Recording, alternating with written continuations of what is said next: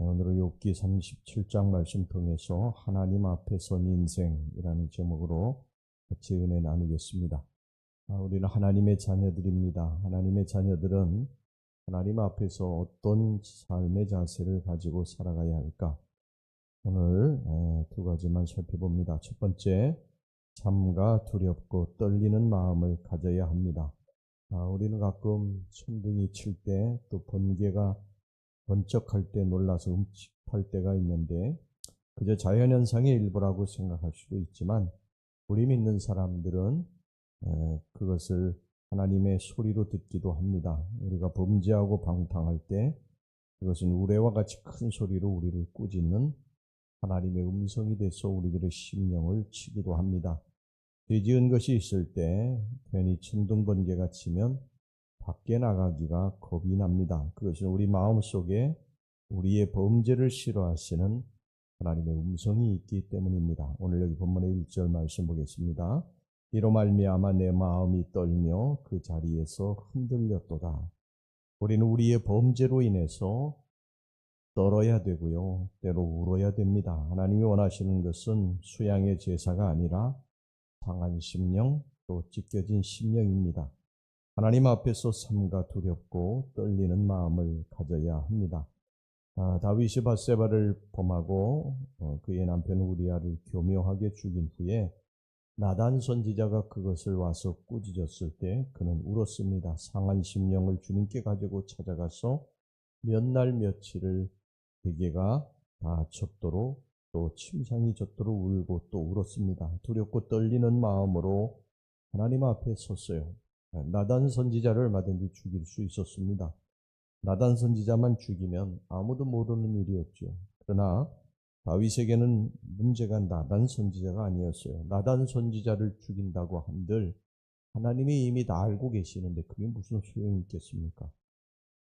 하나님이 이 나단 선지자를 보내서 말씀하신 것인데, 이 나단 선지자를 죽인다고 하는 것은 그것은 하나님을 또다시 반역하고 거역하는 것이 되기 때문에 다윗은 사시나무 떨듯이 떨었고, 그리고 그 무서운 죄악을 가지고 하나님 앞에 나아가서 용서를 빌었습니다.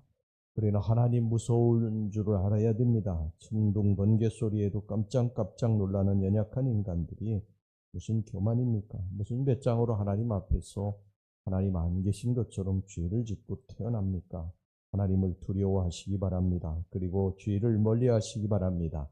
이것이 하나님의 백성들이 가져야 할 첫 번째 떨리는, 두렵고 떨리는 마음인 것입니다. 그 다음에 두 번째는요, 감사와 찬양의 삶을 하나님의 자녀들은 살아야 됩니다. 17절 말씀 보겠습니다. 땅이 고요할 때에 남풍으로 말미암아 그대의 의복이 따뜻한 까닭을 그대가 아느냐. 이 팔레스틴에서는 여름에 남방에서 또 동쪽에서 열풍이 붑니다. 남방은 사막이 많고 또 동쪽도 사막이 많기 때문에 뜨거운 바람이 불어오는 것입니다. 그래서 견딜 수가 없습니다. 그런데 겨울에는 또 북쪽에서 찬바람이 불어와 가지고 경작이 어렵게 되죠. 그런데 하나님께서는 이것을 적당히 조절하셔서 이른 비와 늦은 비를 주시고 경작할 수 있도록 도와주십니다. 이 세상은 열풍만 불면 살 수 없죠. 또 강한 차가운 강풍만 불어도 살 수 없습니다. 이 바람들이 적당히 조화롭게 섞일 때 비가 내리고 그리고 땅에 초목이 자랄 수 있게 되는 것입니다. 그런데 이 모든 일을 누가 하시느냐? 하나님이 하신다는 것입니다. 이것에 대해서 우리가 얼마나 감사해 보았습니까? 나는 해마다 여름철이 되면요, 참 신기하다는 생각을 합니다. 어떻게 한 해도 어김없이 6월 하순이 되면 장마철이 시작이 될까? 조금도 어김이 없어요. 6월 하순이 되면 장마철이 시작이 돼서 거의 한 달을 이렇게 장마철을 계속 하게 되는데, 이것을 과학자들이 설명할 수도 있을 거예요. 그러나 저는 그 설명을 듣지 않아도요, 하나님을 믿을 것입니다. 기상학적으로 한반도에 6월 말에 장마가 오지 않을 수 없는 여러 가지 이유를 대어도 그것을 만드신 분은 하나님이시기 때문입니다. 과학자들에 의하면은 태양이 1m만 지구와 가까워도 이 지구의 생물체는 다 타 죽을 것이고 또 1m만 멀어져도 다 얼어 죽을 것이랍니다. 이게 얼마나 신기한 일입니까? 우연일까? 자연의 자연스러운 질서 때문일까? 아닙니다. 이게 하나님 때문인 것입니다. 하나님께서 이 우주 만물을 다 창조하시고 지금도 다스리시고 운행하시는 줄로 믿습니다. 우리는 그 하나님의 성호를 찬양해야 됩니다. 그냥 자연스러운 현상으로 자연이 그냥 질서대로 움직인다 이렇게 생각하는 것이 아니라 하나님께서 그것을 정확하게 맞춰서 움직이게 하시고 섭리하시고 지금도 다스려 가신다는 것입니다. 우리 삶에 열풍만 주시지 않고 또 강풍만 주시지도 않고요. 적당히 이것을 섞어서 교만하지 않게 하나님과 함께 이 세상을 살도록 축복해 주신 하나님을 찬양하고 감사해야 됩니다. 우리의 입고 먹고 사는 모든 것이 그분의 우리를 향한 사랑 때문인 줄로 믿습니다.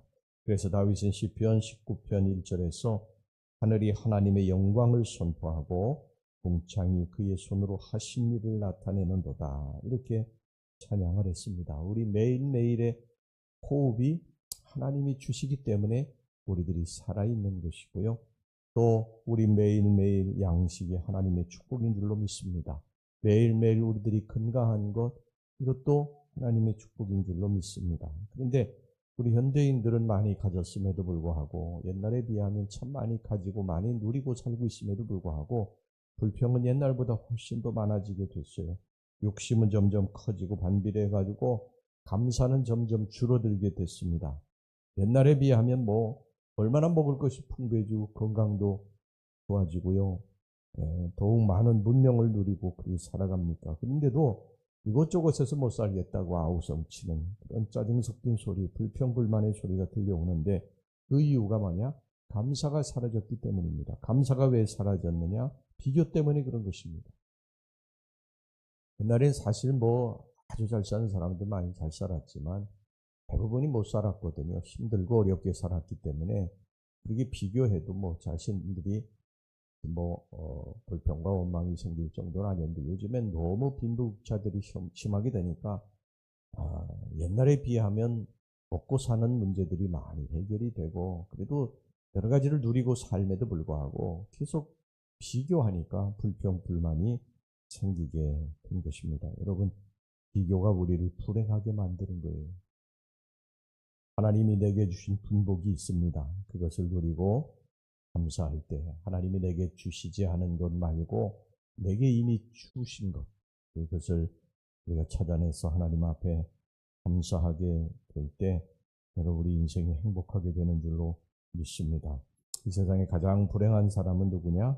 다른 사람하고 비교하고 갖지 못한 것에 대해서 원망하는 사람이에요. 반대로 가장 행복한 사람은 어떤 사람이냐?